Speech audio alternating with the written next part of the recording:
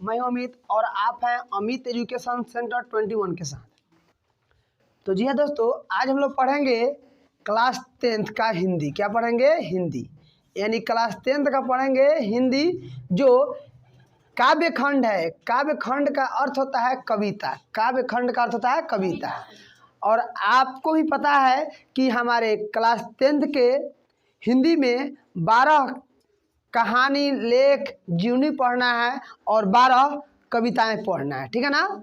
तो अभी हम इस पर कविता के बारे में चर्चा कर रहे हैं, जिसमें से आज कविता होगा एक वृक्ष की हत्या। एक वृक्ष की हत्या होगा, यानी यह काव्य खंड है जिसके लेखक हैं कुंवर नारायण, जिसके कवि हैं कुंवर नारायण। जो कविता लिखे उसे कवि कहते हैं, जो लेख लिखे उसे लेखक कहते हैं। तो आप बताएंगे एक वृक्ष की हत्या के कवि कौन है? कुंवर नारायण। कुंवर नारायण के द्वारा कौन सी काव्य खंड लिखा गया है? एक वृक्ष की हत्या। याद रखेंगे ना। तो दोस्तों, आज हम लोग इन्हीं के काव्य खंड के प्रश्न उत्तर को देखेंगे। तो सबसे पहले प्रश्न उत्तर देखने से पहले इनके कुछ कविता के बारे में जान लेते हैं कि इन्होंने अपने काव्य खंड में क्या क्या लिखा है, इनके बारे में जान लेते हैं। और कविता को थोड़ा भी संक्षेप में समझ लेते हैं। उसके बाद इसके प्रश्न उत्तर को देखेंगे इस चैप्टर के। उसके बाद में इस चैप्टर से जितने भी सारे ऑब्जेक्टिव बनेंगे, इस ऑब्जेक्टिव प्रश्न उत्तर को देखेंगे। तो दोस्तों, कुंवर नारायण जी अपने काव्य खंड में चर्चा किए एक वृक्ष की हत्या। बस आप वही ठीक सोच रहे हैं, एक वृक्ष की हत्या। एक वृक्ष की हत्या का मतलब होता है कि इनके दरवाजे पर कोई वृक्ष है, जिस वृक्ष की हत्या हो गई है। तो हत्या कब हुई है? तो शायद ये घर पर नहीं है, कहीं गए हुए हैं, वहाँ से आ रहे हैं तो देख रहे हैं कि मेरे दरवाजे पर जो वृक्ष था वह वृक्ष नहीं है। वह वृक्ष क्या हो गया? तो वह पता करते हैं कि वह वृक्ष गया तो गया कहाँ। तो इनको पता चलता है, यानी कुंवर नारायण को पता चलता है कि मेरे दरवाजे पर जो वृक्ष था वह वृक्ष को काट दिया गया है। और काटने वाले कौन है? तो उसके जानी दुश्मन काटने वाले हैं। दोस्तों, इस कविता में यानी कुंवर नारायण एक वृक्ष की हत्या कविता में ये भी बताए हैं कि यह इनका दोस्त है, और जब भी कहीं से आते हैं तो उनको पुकारता है, कौन है? तो बोलते हैं कि मैं तेरा दोस्त हूँ। यानी कवि का यह जो वृक्ष है यह क्या है? दोस्त है। तो आपको पता है कि वृक्ष कौन है? दोस्त है।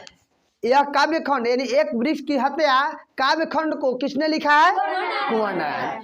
कुंवर नारायण के द्वारा क्या लिखा गया है? दोस्तों, इस वृक्ष की हत्या में यानी काव्य खंड, इस काव्य में, इस कविता में ये भी बताए हैं कि अगर वृक्ष नहीं रहेगा तो हम मानव को रहना बेकार हो जाएगा। हम मानव इस पृथ्वी पर नहीं रह सकते हैं। हम मानव जितने भी सारे जीव जंतु हैं उनको रहना यहाँ क्या हो जाएगा? दुर्लभ हो जाएगा।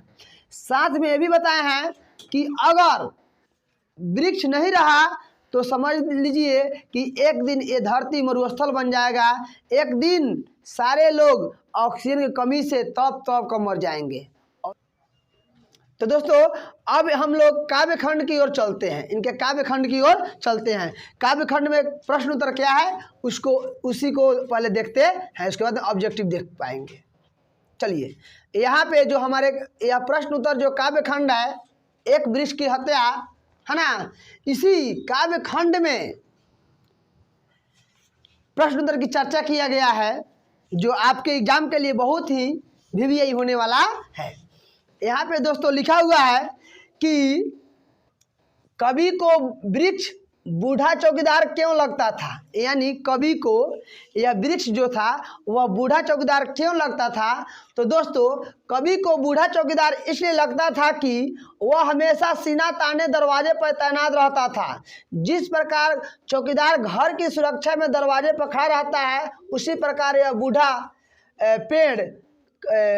बूढ़ा भी कवि के दरवाजे पर हमेशा खड़ा रहता था। दोस्तों, आपको पता होगा यह प्रश्न जो कह रहा है कवि को वृक्ष बूढ़ा चौकीदार क्यों लगता था, यानी सीधी सी भाषा में जाने कि मतलब ये कवि जो है कुंवर नारायण जी वह बता रहे हैं कि हमारे दरवाजे में जो पेड़ है वह चौकीदार की तरह क्यों लगता है।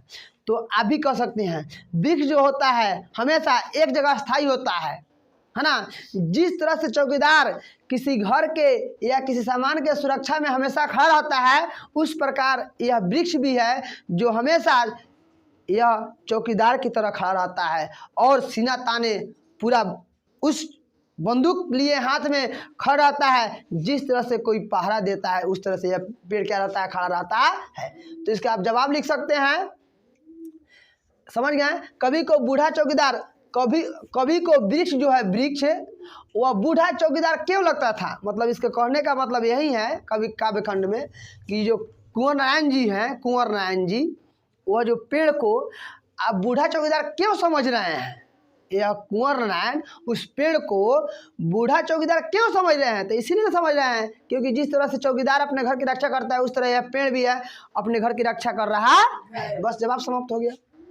अगला दोस्तों है क्वेश्चन 2 नंबर कि वृक्ष और कवि में क्या संवाद होता है। संवाद का अर्थ होता है दोस्तों बातचीत, संवाद का अर्थ होता है बातचीत, यानी वृक्ष और कवि में क्या बातचीत होता है। तो दोस्तों वृक्ष और कवि में यही संवाद होता था कि वृक्ष दूर से ही ललकारता था, कौन है, तो मैं जवाब देता था तेरा दोस्त। यानी क्या संवाद होता है, यानी यह वृक्ष पूछता है कि कौन है, तो हमेशा कवि जवाब देता है मैं तेरा दोस्त हूँ। यानी कवि को अपने इस पेड़ से बहुत ज़्यादा लगाव है, बहुत ज़्यादा प्रेम है। इसीलिए आपसे ऑब्जेक्टिव पूछ देगा कि वृक्ष कवि को क्या मानता है, दोस्त, दुश्मन कि क्या, दोस्त। और कवि भी वृक्ष को दोस्त मानता है, वृक्ष भी कवि को क्या मानता है, दोस्त। अगला देखते हैं दोस्तों, अगला है कविता का समापन करते हुए कवि अपने किन आदेशों का जिक्र करता है और क्यों। दोस्तों इसका काव्य खंड में, कविता में कवि अंत में समापन कर रहा है तो कुछ बात को बता रहा है, तो वह कौन सी बात को बता रहा है, उसी को बताना है। इस कविता में अंत में कुछ बात बता रहे हैं कवि, है ना, तो कौन सी बात बता रहे हैं और क्यों बता रहे हैं उसी को इसमें लिखना है। तो दोस्तों इस कविता में कवि अंत में यही बता रहे हैं कि, मतलब यही बता रहे हैं कि वृक्ष की कटाई अगर होती रहे तो वह दिन दूर नहीं, वर्षा के अभाव में नदियाँ सूख जाएगी तथा धरती बंजर हो जाएंगे, वायुमंडल इतना गर्म हो जाएगा कि धरती पर जीव जंतु नहीं रह पाएगा। मतलब कवि इस कविता के अंत में यही बता रहे हैं कि अगर पेड़ पौधा नहीं रहेगा तो न वर्षा होगी, है ना, वायुमंडल इतना गर्म हो जाएगा कि कोई जीव जंतु नहीं रह पाएगा। तो चलिए इसी को थोड़ा हम लोग अच्छे ढंग से पढ़ लेते हैं। लिखा है कविता का समापन करते हुए कवि यह जिक्र करता है कि यदि इस प्रकार वृक्ष की कटाई होती रहे तो वह दिन दूर नहीं है, वर्षा के अभाव में नदियाँ सूख जाएगी, धरती बंजर हो जाएगी और वायुमंडल इतना गर्म हो जाएगा कि धरती पर जीव जंतु नहीं रह पाएगा। मतलब यह कवि जो बता रहे हैं अंत में कि अगर आप लोग इसी तरह पेड़ को काटते रहेंगे तो वह दिन दूर नहीं है, वह दिन बहुत नज़दीक है कि वृक्ष के अभाव में वर्षा नहीं हो पाएगा, साथ ही वायुमंडल इतना गर्म हो जाएगा कि इस पृथ्वी पर जीव जंतु को रहना क्या हो जाएगा, मुश्किल। यानी कवि लास्ट में ही बताए हैं। अगले का दोस्तों अगला है घर, शहर और देश के बाद कवि किन चीज़ों को बचाने की बात करता है और क्यों। मतलब इस कविता में कवि जो हैं अपने घर को भी बचा रहे हैं, अपने शहर को भी बचा रहे हैं और शहर को बचाने के साथ साथ, है ना, कुछ ऐसी वस्तुओं को भी बचाने की बात कर रहे हैं, उसी का जिक्र करना है। कवि क्या क्या बचाता है, घर बचाता है, शहर बचाता है और क्या बचाता है, उन्हीं का जिक्र इसमें करना है। तो कवि घर शहर के अलावा क्या बचाता है उस चीज को इसमें हम लोग जानते हैं। सुनिए देखिए, घर शहर और देश बचाने के बाद कवि नदी को नाला हो जाने से, हवा को धुआं हो जाने से, जंगल को मरुभूमि हो जाने से, मनुष्य को जंगली हो जाने से बचाने की बात करता है। मतलब कवि जो है, कवि घर को बचाने के बाद, शहर को बचाने के बाद कह रहे हैं, कभी घर को बचाने के बाद, शहर के बचाने के बाद, कभी ये बचाने की बात कर रहा है। नदी को नाला हो जाने से बहुत लोग क्या करते हैं, नदी में इतना ना कचरा फेंक देते हैं कि उसका पानी जो होता है एकदम नाला की टाइप हो जाता है। नाला का मतलब इतना पतला नाला मत समझ लीजिएगा, नाला का मतलब होता है कचरा पानी गिरना, नाला का मतलब कचरा पानी गिरना। तो कभी यही कह रहे हैं कि इतना ना गंदगी फैलाओ, इतना ना गंदगी फैलाओ कि जो नदी में स्वच्छ पानी बह रहा है कि वो भी कचरा हो जाए। कचरा होने का मतलब नाला हो जाए, क्या हो जाए, नाला। तो सीधा लिखिएगा कि कभी जो है घर शहर को बचाने के बाद नदी को नाला हो जाने से बचाने की बात कर रहा है, नदी को नाला हो जाने से बात कर रहा है। हवा को धुआं हो जाने से बचाने की बात कर रहा है, हवा को धुआं हो जाने से। हो गया जंगल को मरुभूमि। जंगल मतलब होता है कि ये मेरे जंगल जो जितने हैं अगर सारे पेड़ पौधा काट देंगे तो बोलिए वहाँ पे जो वहाँ का जो भूमि होगा वह उपजाऊ हो पाएगा, नहीं ना पाएगा, वह सब मरुभूमि हो जाएगा। क्या हो जाएगा? और मनुष्य के जंगली हो जाने से बचाने की बात करता है। तो दोस्तों आप बोलिएगा कि घर शहर बचाने के बाद और देश बचाने के बाद कभी क्या बचाने की बात कर रहा है? नदी को नाला, हवा को धुआं, जंगल को मरुभूमि और मानव को जंगल हो जाने से मतलब बचाने की बात कर रहा है। मतलब कभी इन सारी चीजों को बचाने की बात कर रहा है। क्यों कर रहा है? तो देखिए, क्योंकि पेड़ पौधे के कारण ही वर्षा होती है। पेड़ पौधे के कारण क्या होती है? और पेड़ पौधे के कारण वायुमंडल में संतुलन बना रहता है। अब कभी इस सबको बचाने की बात क्यों कर रहा है? मतलब कभी नदी को नाला हो जाने से क्यों बचाने की बात कर रहा है ना, तो क्यों कर रहा है ना? फिर कह रहा है धुआं को हवा हो जाने से बचाना है, फिर कभी कह रहा है कि जंगल को मरु हो जाने से बचाना है, फिर कभी कह रहा है कि मानव को जंगली हो जाने से बचाना है। तो क्यों? क्योंकि अगर सारा कुछ अगर हम नहीं बचा पा रहे हैं तो हमारे यहाँ क्या हो जाएगा? मतलब इसी कारण से ना वर्षा होगी, वायुमंडल का संतुलन नहीं बना रहेगा। अगर नहीं बचाएंगे, नदी को नाला हो जाने से नहीं बचाएंगे, उसके बाद में हवा को धुआं हो जाने से नहीं बचाएंगे, जंगल को मरुभूमि हो जाने से नहीं बचाएंगे, मानव को जंगली होने से नहीं बचाएंगे, तो क्या हो जाएगा? मेरा पर्यावरण संतुलन बिगड़ जाएगा और हम लोग मर जाएंगे। तो कभी यही कह रहे हैं कि इन सारी चीज़ों को बचा लेंगे तो क्या होगा? वर्षा होगी, पेड़ पौधे का वायुमंडल संतुलन बना रहेगा। यदि पेड़ पौधे नहीं रहेगा तो हम सब क्या हो जाएंगे? समाप्त। अगर पेड़ पौधे नहीं तो हम लोग रहेंगे। तो इसके बाद तो समझ गए, घर शहर और देश के बाद कभी किन चीज़ों को बचाने की बात कर रहा है? नदी को नाला हो जाने से, हाँ। तो क्यों कह रहा है? तो क्योंकि है ना, क्योंकि पेड़ पौधे के कारण क्या होता है? वर्षा होती है। पेड़ पौधे के कारण क्या होती है? वश। थैंक यू, हो गया ना। अगले काव्य खंड की ओर चलते हैं दोस्तों। अगला है कविता के शीर्षक की सार्थकता स्पष्ट करें। शीर्षक मतलब क्या होता है? शीर्षक मतलब दोस्तों, शीर्षक मतलब होता है टाइटल। शीर्षक मतलब टाइटल, यानी इस कविता का है ना नाम है, यानी शीर्षक है एक वृक्ष की हत्या। तो उसका सार्थकता मतलब सही से अर्थ बताइए, आखिर उसका एक वृक्ष की हत्या नाम क्यों रखा गया है?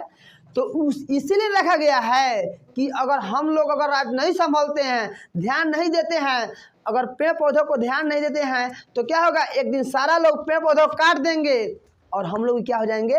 उसी तरह हो जाएंगे, मतलब मर जाएंगे। ना हवा मिलेगा, ना पानी मिलेगा, ना कुछ मिलेगा, हम लोग क्या हो जाएंगे? मर जाएंगे। यानी इस कविता का नाम एक वृक्ष की हत्या क्यों रखा गया है? तो दोस्तों बताइएगा, इस कविता का नाम एक वृक्ष की हत्या इसलिए रखा गया है कि कवि अपने इस काव्य खंड से यह बताने की कोशिश कर रहे हैं कि अगर आज भी अगर आप लोग नहीं संभलते हैं, पेड़ पौधा को काटने पर जोर शोर शुरू किए हैं, अगर उसको नहीं बंद करेंगे तो हमारा जीवन आने वाला जो है एकदम क्या हो जाएगा? बेकार हो जाए। तो चलिए इसी को हम लोग देख लेते हैं कैसे लिखे हैं कवि।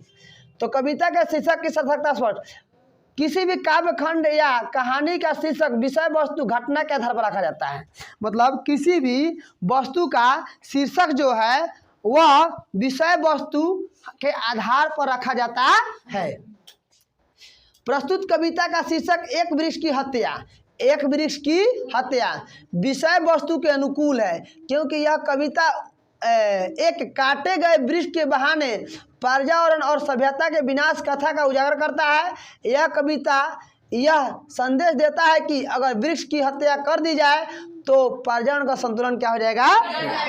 तो सीधा जवाब दीजिएगा आप लोग। कविता का शीर्षक की सार्थकता स्पष्ट करें तो कहिएगा इससे शीर्षक से इससे कविता का एक वृक्ष की हत्या नाम रखने का एक ही कारण है कि कवि यह बताने की कोशिश कर रहे हैं कि अगर आज पेड़ पौधों की इसी तरह हत्या करता रहा जाए तो हमारा पर्यावरण का संतुलन क्या हो जाएगा। ओके, उम्मीद करते हैं दोस्तों कि आपको सारी बातें समझ में आ गई होगी। अब हम लोग चलते हैं ऑब्जेक्टिव टाइप क्वेश्चन की ओर।